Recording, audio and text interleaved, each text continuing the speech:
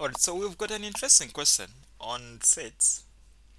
I think before I saw this kind of a question, I used to like picture it, imagine it, because this is a mixture of interval notation and also roster form.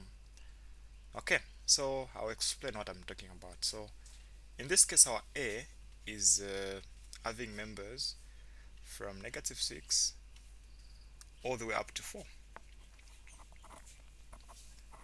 and then our B is having members from -10 all the way up to 1. So this is actually union with 2 and 7. Okay, so I have to explain what these brackets actually indicate before I move on to C. Okay, so this implies -6 is not part of a set, 4 is part, and so you understand what the others would mean, right? Okay, now this is an interval. So an interval, we've already defined by now what real numbers are. Okay, so real numbers, these are numbers that would actually tell us, for example, I like giving this example. Um, think of numbers from 0 to 1, right? So if I use these brackets, you understand that actually 0 and 1 are not actually included, right, in this set. But yet it's still not an empty set because there are quite a lot of numbers in between 0 and 1. So numbers like 0 0.1, 0 0.11. So you actually discover that actually we've got an infinite number of numbers in between 0 and 1. So that's in a set of real numbers. So that's what we're talking about when you see these kind of brackets.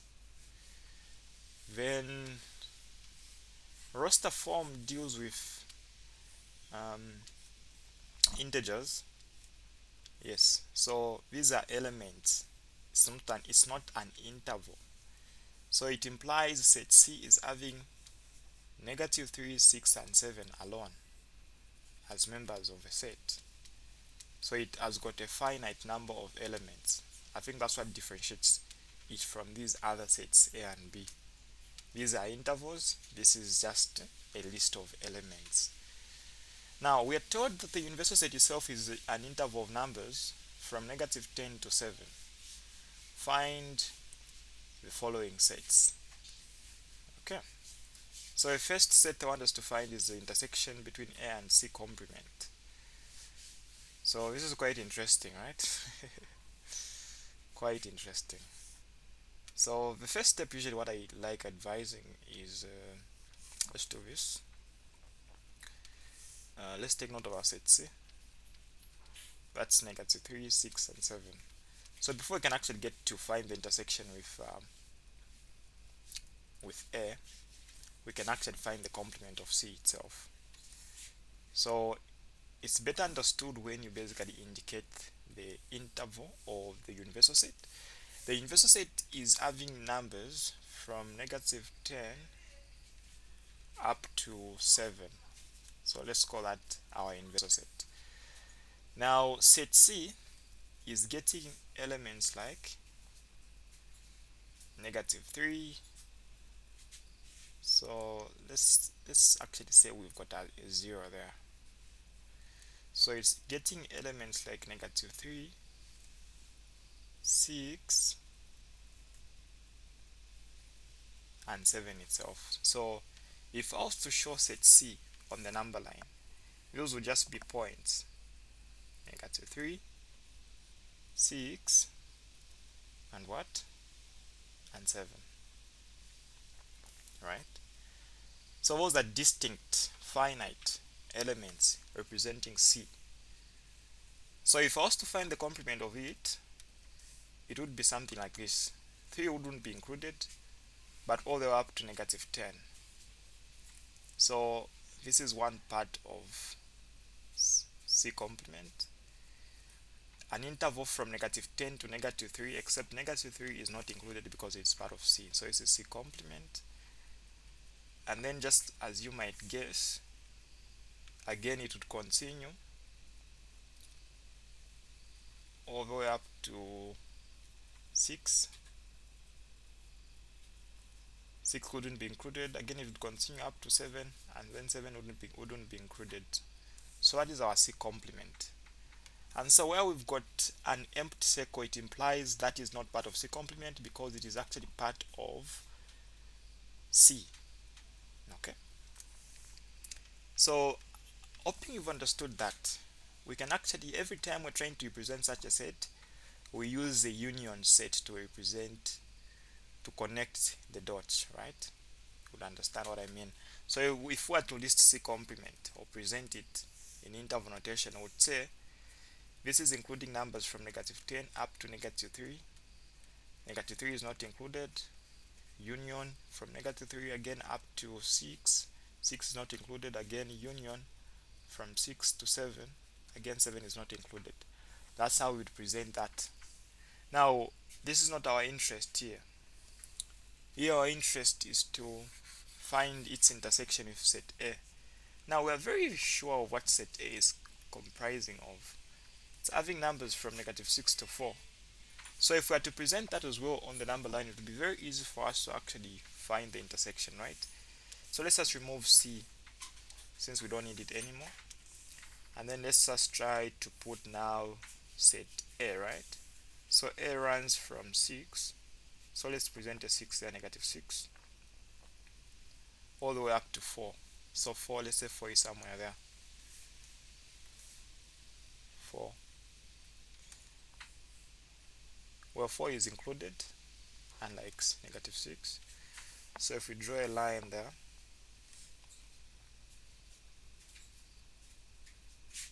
so this is actually presenting now, don't mind the line, it's not straight. So that is presenting now set A. Okay, so this is set A. Now for us to find the intersection, we just have to shade and see where they are overlapping.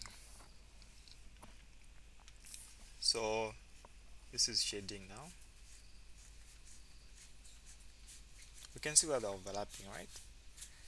So for something to be part of an intersection set, it's supposed to exist in both given sets.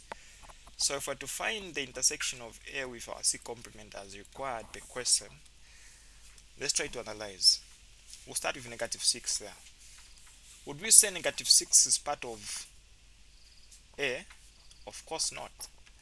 Is it part of C? Yes, it is, because it's part of a line. So, but it's not part of A, so it can be part of an intersection. So we'll just, but we know that's where it's starting from. So -6. So we're not going to use this kind of a bracket. Instead, we'll just put a curved bracket indicating that it is not included itself. Well, again, there's a restriction there because the circle is empty, so it implies -3 is not part and parcel of C complement. So it can be part of the intersection. So the intersection runs from -6 to -3. Both -6 and -3 are not included, but again it will continue from -3 all the way up to 4. Now surprisingly, 4 will be included because of this kind of bracket. It is shaded, so 4 is part of A. It is also equally part of C because it's part of C complement, I mean, because C complement is running from -3 up to 6 continuously. So 4 is part of C complement and of course A. So that's why we have that bracket. These are the only parts where they're overlapping, okay, with an exception of the parts where we've got these unshaded circles or dots. I don't know how we can call them, or rings. So this is actually what we are expected to present for the intersection of A and C complement. And then basically this gives you an idea of what we're talking about, right? So with that understanding, please feel free to pause the video and answer this last question, which is actually easier. So let's draw a first number line. We want to find C intersection B minus A. So first of all, find B minus A before you intersect it with C. So start with what is in the brackets, B minus A.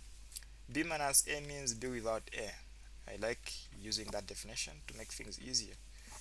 So our B is from negative 10 up to 1, and then let's say 0 is there. So from 1 up to 1, right? And then we also have it from 2 up to 7.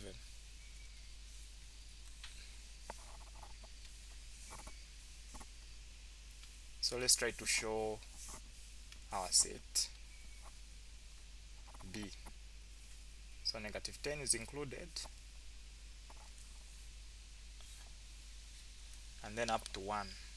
1 is equally included by the brackets.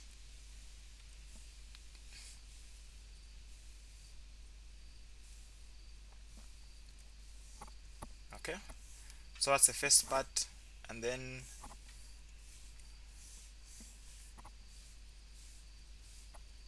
I just have to make sure. And then we are moving from 2 to 7, except 2 is not included. 7 is. So this is B, that is also B as well. Let me just drop it a little bit lower.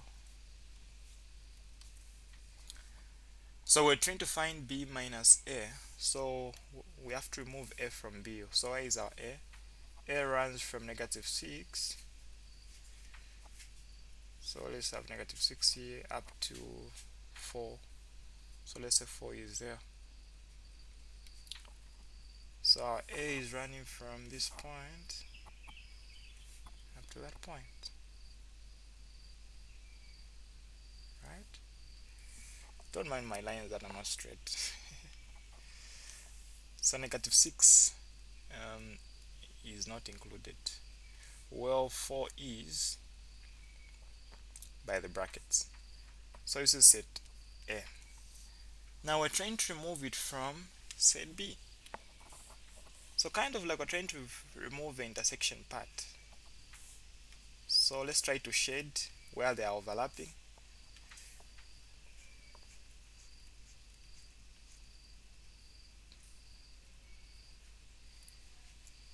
So all that is supposed to be removed from B. What remains is now B without A. So let's try to see what we're going to have. This part negative 6 is not part of A, so we can't remove it. So it will stand as it is. So this part will remain shaded because negative 6 is not part of A, so we can't remove it from B. But well, all the way from negative 6 up to 1, where they're overlapping, all those numbers are part of A, so we're going to remove them from B. So B so far will only run from this point up to negative 6. And then this part is very well shaded for A, the 2 part. So 2 is part of A. It can be part of B. And then this part as well, A is shaded from 2 up to 4. So we have to remove it from B. So B at 4 will be a ring that is not what? A ring that is not shaded, because 4 is part of A. So we have to remove it from B, the definition of B minus A.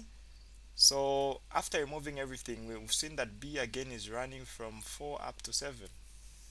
And so the remaining part of B after removing A, which we are calling B without A or B minus A, is only from negative 10 to negative 6, and then unionized from 4, where 4 is removed, so it's not included, and then we're up to 7. This is our B minus A. So if I was to remove the removed parts, this is what would remove, and then this is what would remain. And what would remain would now be called B without what? A. And then now our goal here is to find the intersection of b minus a with c. So I advise that when you're trying to answer these questions by yourself, what you do is after you've determined b minus a on a different diagram, draw another number line to actually now do the last part. So now we're trying to find the intersection with c. So our c is a very simple set. It's having -3, so -3 is somewhere there. And then it's also having 6, so 6 is obviously somewhere closer to 7, right? And then it's also having 7 itself. So we're trying to find the intersection. Where are they overlapping? So this part is not overlapping with any part of C. That part at least is overlapping with 2 points. So what is common between the two sets? I think the two numbers are common. 6 is contained in b minus a, and then 7 is also contained in b minus a. So try to guess what would be the answer. Do you think the answer would be 6, 7 or 6, 7? Okay, so if you understand the meaning of these two sets, then you know what the answer is. So the answer is the first part, because 6 and 7 are distinct numbers or elements of set C, and they are the only ones that are overlapping with b minus a. So if you're to say an interval, then you would imply that even the numbers between 6 and 7 are also part of C, which are not. So that's it for this question. Quite interesting, right? Yeah, it is.